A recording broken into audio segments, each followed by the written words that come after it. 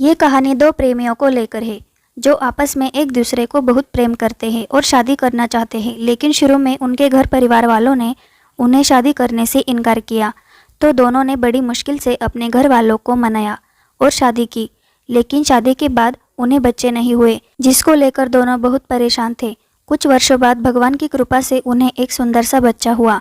उस बच्चों को दोनों माता पिता अपनी जान से ज़्यादा प्यार करते थे।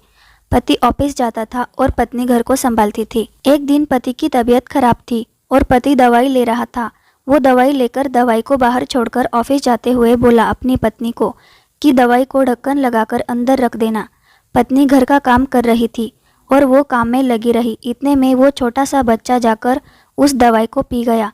जब छोटे से बच्चे ने बड़ों की ज़्यादा दवाई पी ली तो उसकी तबीयत खराब हो गई। थोड़ी देर बाद जब उसकी माँ बाहर आई दवाई को रखने के लिए तो उसने देखा उसका बच्चा ज़मीन पर लेटा हुआ है और उसकी तबीयत खराब हो गई है। तो उसने एम्बुलेंस को फ़ोन किया और अस्पताल ले जाते हुए ये सोच रही थी कि मेरी गलती की वजह से मेरे बच्चे को ये परेशानी झेलनी पड़ गई है।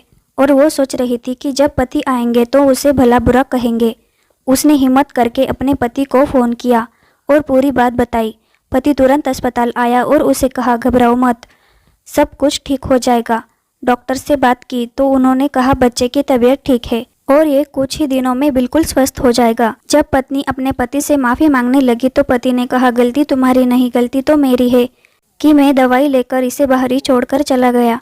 यदि मैं इसे अंदर रखता तो ये परेशानी कभी नहीं होती। इसलिए पति ने कहा मुझे माफ़ कर दो, मैं तुमसे और अपने बच्चे से बहुत प्यार करता हूँ और हमेशा करता रहूँगा।